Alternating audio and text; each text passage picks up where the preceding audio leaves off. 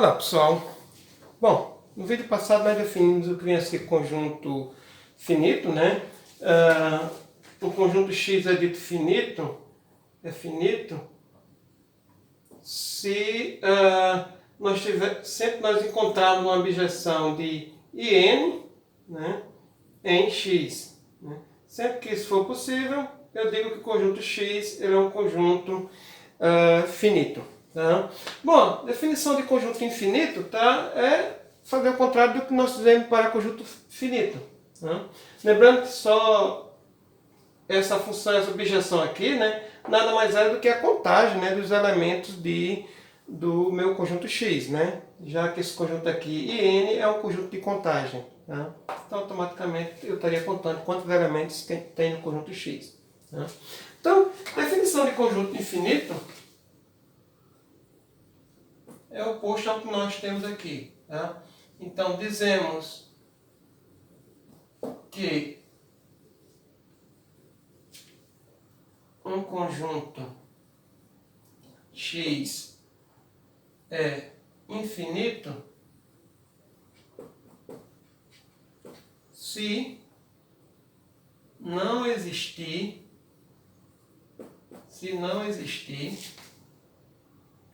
uma bijeção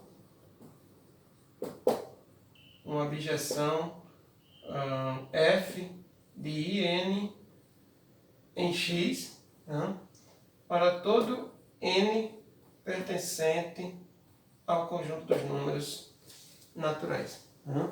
Então, sempre que eu não conseguir achar uma bijeção entre IN e X para todo n pertencente aos naturais, eu digo que é um conjunto infinito. Né? Para ser finito, existia um n na qual eu conseguiria essa bijeção. Tá? O conjunto finito, na verdade, é o contrário. Tá? Os exemplos que você imaginar na prática de conjunto infinito, tá certo? Se você pensar um pouquinho, ele provavelmente será finito. Tá? Eu até agora não consegui encontrar na prática nenhum conjunto que seja infinito. Tá? Talvez exista, mas eu não consegui até hoje achar. Tá? Então vamos lá. Um pequeno teorema, tá certo? Cuja demonstração, eu vou só dar uma ideia da demonstração, tá? Não vou fazer a formalidade dessa demonstração, porque eu acho que é uma disciplina mais para análise. Né?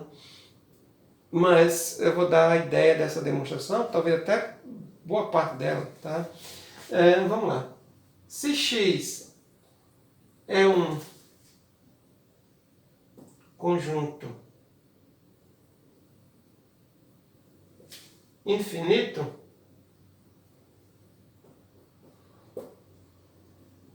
então existe uma função injetiva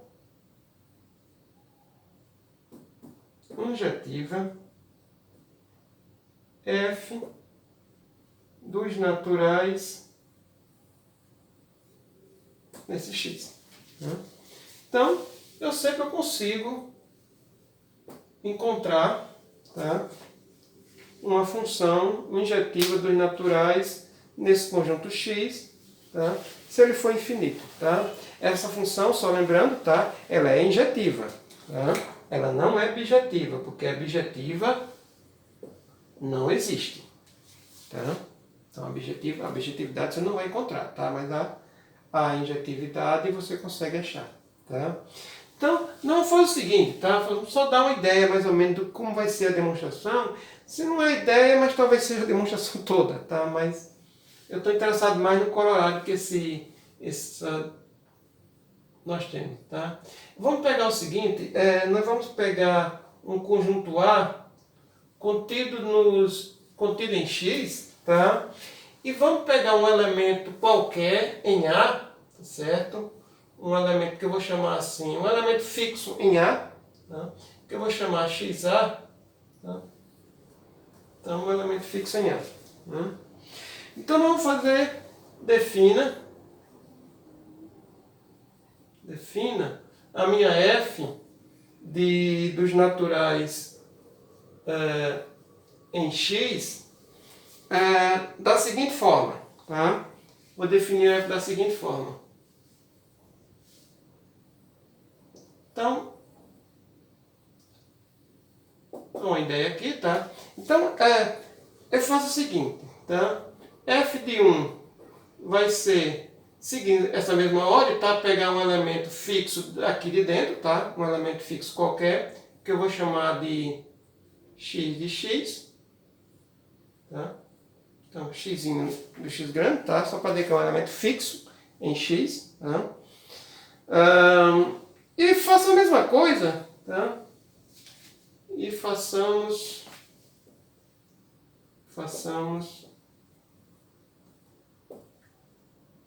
o mesmo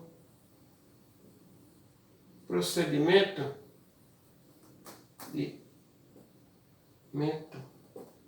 para... Então, se eu fiz para f de 1, tá? Eu faço para f de 2, f de 3, assim por diante até f de n. Tá? Você considera o meu AN, tá? Vou colocar como sendo AN, como sendo x menos, eu vou excluir todos esses elementos que eu peguei. Esse x aqui, tá? Dessa forma, esse outro elemento aqui, até o último elemento aqui que seria f de n. Tá? Então eu vou colocar em termos de f de 1 até o f de n. Tá? Então excluir todos os elementos de x que a minha f está definida. Tá? Como x é infinito, então esse A ele não pode ser vazio. Tá? Então esse A vai ser diferente do vazio. Ele vai ser não vazio. Tá? Bom, A diferente do não vazio. Tá? Então o que é que nós vamos fazer? Vamos pegar agora dois elementos quaisquer e mostrar que essa função não é injetiva. Tá? Ou desculpa, que essa função é injetiva. Então, dados nm pertencentes aos naturais. Tá? Então, eu posso supor, tá? Que um é maior do que o outro. Tá? Então, eu posso supor que o m é menor do que n, sem perder de generalidade. Tá? E daí, na seguinte forma, quando eu fizer isso, tá? Nós vamos ter o seguinte, tá? Que o f de m, ele vai pertencer, ele vai pertencer a ele vai ser um desses elementos, tá? No caso n menos 1, né? Porque ele vai até n, né? Então n menos 1. Tá? Então, nosso n está amarrado aqui, tá? Então, ele vai até n menos 1, tá? Bom, se esse cara aqui vai pertencer a esse conjunto aqui, tá? Então é porque automaticamente, aqui é meu AN, né? Esse aqui é meu AN, tá? Então, automaticamente, esse f de n, tá? Ele não pode pertencer, tá? Ou melhor dizendo, ele vai pertencer, né? Não pode, na verdade, ele vai pertencer ao AN. Tá? Então, meu f de n vai pertencer ao AN. Tá? Ora, mas se o f de n vai pertencer ao AN e esse f de m ele é um desses conjuntos aqui, tá? Então, esse f de n, olha, quem é o AN? São todos elementos de x, mas que não seja nenhum desses caras. Tá? Então, automaticamente, o meu f de m está aqui dentro. Tá? Então, o meu AN vai pertencer ao meu f de n vai pertencer ao AN. Então, necessariamente, tá? Eu tenho que f de m é diferente de f de n. Tá? porque o f de n pertence, mas o f de m não pertence ao AM. Tá? Então, esses dois caras são diferentes. Ora, peguei dois elementos, tá? Dois números que são diferentes, tá? E peguei suas imagens, encontrei que suas imagens necessariamente vão ser diferentes. Então, conclusão, F é injetiva. Tá? Então, nossa demonstração termina. Tá? Bom, posso a partir daí desse teorema, tá? Retirar o seguinte corolário. Então, o nosso corolário diz o seguinte: um conjunto X é infinito se e somente se existir uma abjeção G de X em Y, onde Y é infinito e é um subconjunto próprio de X. Tá? Eu digo que esse na verdade deveria ser o teorema, né? E aquele teorema deveria ser na verdade um lema, né? Porque isso é bastante forte, tá?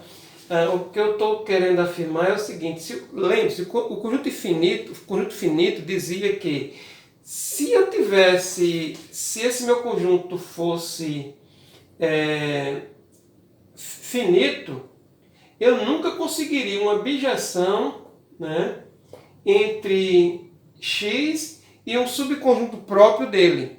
Tá? O que esse corolário diz, tá, é que se meu conjunto for infinito, eu sempre vou conseguir uma abjeção entre ele e um subconjunto próprio dele. Tá? Então, se nós imaginarmos aqui, por exemplo, naturais, é um subconjunto próprio dos inteiros. Né? Os inteiros é infinito e os naturais é infinito. Eu consigo uma abjeção dos inteiros nos naturais. Tá? Eu sempre consigo se o conjunto for infinito. Tá? É uma proposição bastante forte. Por exemplo, o intervalo 0,1 é um subconjunto dos reais. Tá? Todos os dois são infinitos. Eu consigo uma abjeção entre os reais e o intervalo 0,1. Tá? Então vamos lá. A demonstração, tá? Já que eu tenho aquele teorema e tem aquele lema, né, que eu demonstrei no vídeo passado, né? Nós vamos usar exatamente isso. Tá? Então, Aida, se x é finito, então existe, pelo teorema anterior, né, existe uma f dos naturais em x. Tá? E essa função f é injetiva. Tá? Essa função f é injetiva. Tá? Então você vai fazer o seguinte: defina a minha g de x em y, tá? Da seguinte forma. Tá ok. Tá ok. Ela faz o seguinte: o que é que a minha g faz? Tá? O que é que essa minha g faz? Ela pega, ela vai ser g de x vai ser igual a f de x, tá?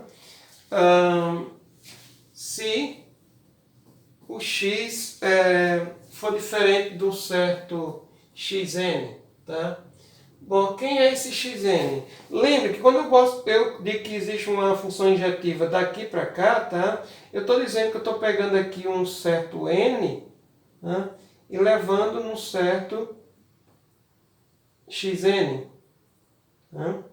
Então, eu estou exatamente dizendo que se a minha função, se o meu x for diferente de xn, então meu g de x vai ser igual ao f de x. Tá? E meu g de xn, tá? Ele vai ser igual a... Então só eu pegar, em vez de pegar o xn, eu pego xn mais 1. Tá?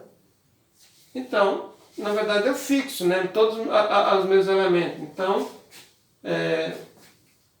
logo, g assim definida